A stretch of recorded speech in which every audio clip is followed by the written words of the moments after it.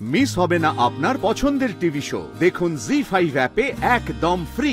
এক্ষুনি বাড়ি এসো তুমি। ম্যাডাম এখন আমার ছুটি হয়নি। আমি কোনো কথা শুনতে চাই না শ্যামলী, তোমার সাথে আমার কথা আছে। আধ ঘন্টার মধ্যে তুমি বাড়ি ঢুকবে। আবার কি হলো?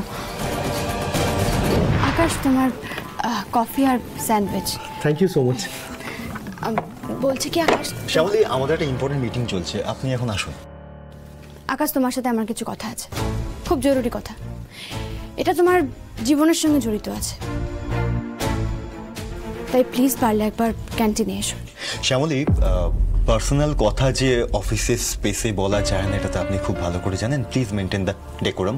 আকাশ, আমরা কাজে ফিরি। আকাশ, যেটা বললাম সেটা মাথায় রেখো। কাজ শেষ হলে পারলে একবার ক্যান্টিনে এসো প্লিজ।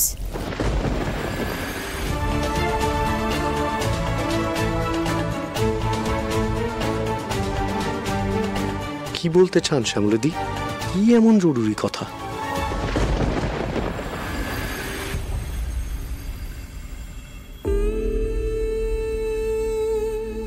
না না, এটা অতটা কেমন জ্যাবরা মতন লাগছে। এইটা ভালো লাগছে না, এটা স্লিক বেশ। দাঁড়াও, এই প্রিয়া, দেখ তো এই ডিজাইনটা সুন্দর সুন্দর লাগছে, দেখ তো। মা, তুমি যেটা ইচ্ছা করো না, আমার কিছুতেই কিছু যায় আসে না। আরে দূর বাবা, নিজেরাই তো বুঝতে পারছি না এটা করব কি করব না।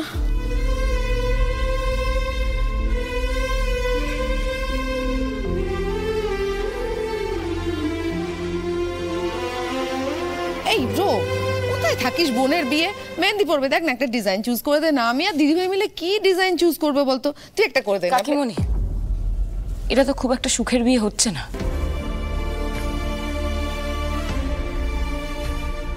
আর যদি প্রিয়ার পছন্দ মতো বিয়ে হতো, দেখতে আমরা সবাই কিরম ঝাঁপিয়ে পড়ে আনন্দ করছি। প্রিয়ার মুখের দিকে একবার তাকাও কাকিমণি। তোমার মনে হয় আমি যদি মেহেন্দির ডিজাইন চুজ করে দিই, ওর মুখে এক চিলতেও হাসি ফুটবে? তার চেয়ে বরং যা হচ্ছে হোক, আমাকে পার্টিসিপেট করতে বলুন। তো আমার কথাটা শুন ব্রো।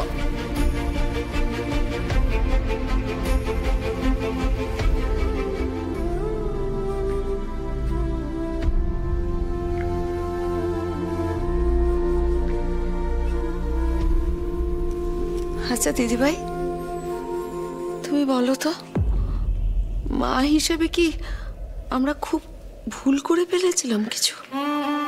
নাহলে আমাদের বাড়ির এই ছেলে মেয়েগুলোর জীবনটা এরকম হয়ে গেল কেন? প্রত্যেকটা ছেলে মেয়ের জীবনগুলো কেমন ঘেটে গেল, সব এলোমেলো হয়ে গেল।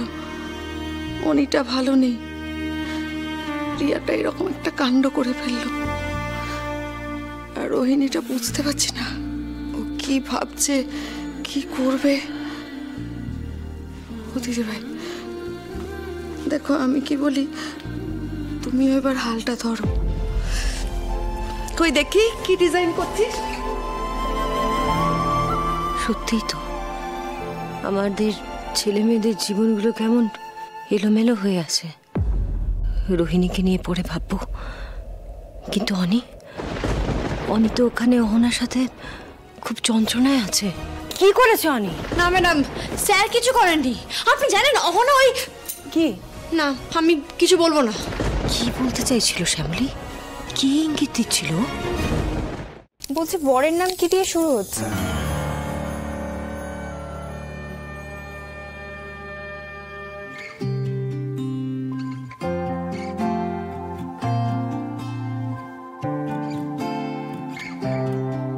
হয়ে যাক যেন রূপ কথাদের ডাকছি অসময়, বুঝিনি কেন স্বপ্নগুলোর এমন কেন হয়।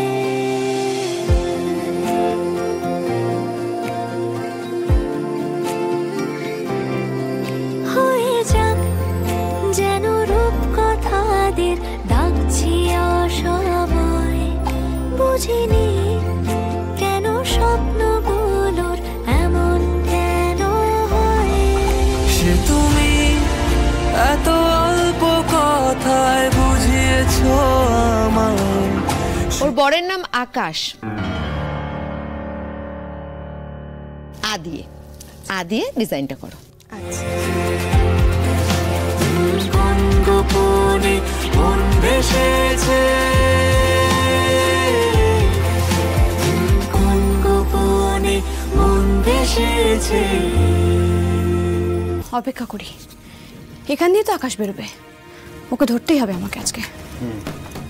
হে কিন্তু অনিকেত দাও তো থাকবে সাথে, দেখে নিস কিন্তু, মানে থাকুক, আমি আজকে বলবোই, এই মুহূর্তেই বলবো, এক্ষুনি বলবো।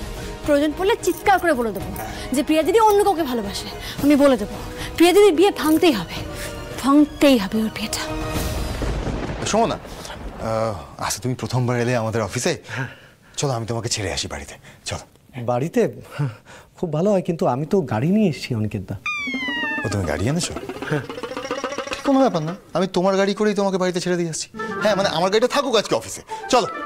হ্যাঁ সেটা খুব ভালো কথা। ঠিক আছে আপনি এগোন, আমি একবার জাস্ট ক্যান্টিন থেকে ঘুরে আসছি। শ্যামলীদি কি একটা কথা বলবেন বলছিলেন, ওটা শুনে আমি চলে আসছি। আকাশ, হ্যাঁ হ্যাঁ শোন, আবার ক্যান্টিনে কেন যাবে? ওসব কথাবার্তা বলার কোনো দরকার নেই, চলো তোমার বাড়িতেই যাই।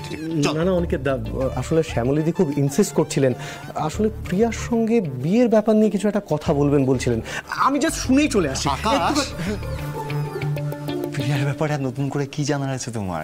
আরে বাবা, তোমার ফ্যামিলি তো আমার ফ্যামিলিকে এত বছর ধরে চিনে জানে, আর তাছাড়া তুমি তো সবকিছু জেনে শুনে বিয়েতে রাজি হয়েছে, তাই না? আবার নতুন করে কি দরকার কিছু জানার? সারা জীবন পড়ে রয়েছে, এখন আর নতুন করে এই সমস্ত হেজিটেশন বাড়িয়ে কোনো লাভ নেই, বুঝতে পেরেছো? চলো তোমার বাড়িতে যাই। গিয়ে অনন্যা ম্যাডাম আমাকে এক্ষুনি ডাকছে কেবিনে। এক্ষুনি?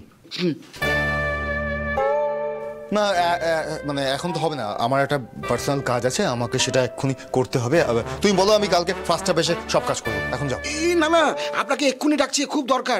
কি প্রজেক্ট পাঠাতে হবে, আজকে ডেডলাইন, কি সব বললো মাথায় বুঝলাম না। আপনি চলুন, আপনি চলুন।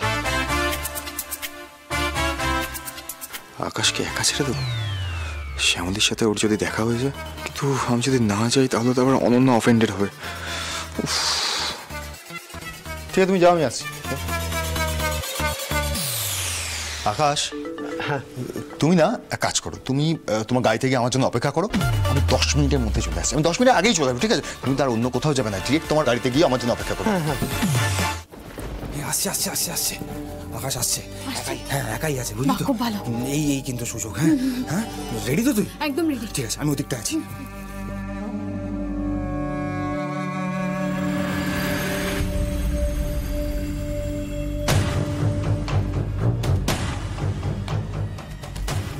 কে ফোন করেছে কে জানি, কথা বলতে যেতেও পারছি না। আমাকে আবার কে ফোন করছে? ম্যাডাম, বাড়িতে আবার কিছু হলো নাকি? ও কথা বলুক, তার মাঝখানে কথা বলিনি। এক্ষুনি বাড়ি এসো তুমি। ম্যাডাম এখন আমার ছুটি হয়নি। আমি কোনো কথা শুনতে চাই না শ্যামলী, তোমার সাথে আমার কথা আছে। আধ ঘন্টার মধ্যে তুমি বাড়ি ঢুকবে।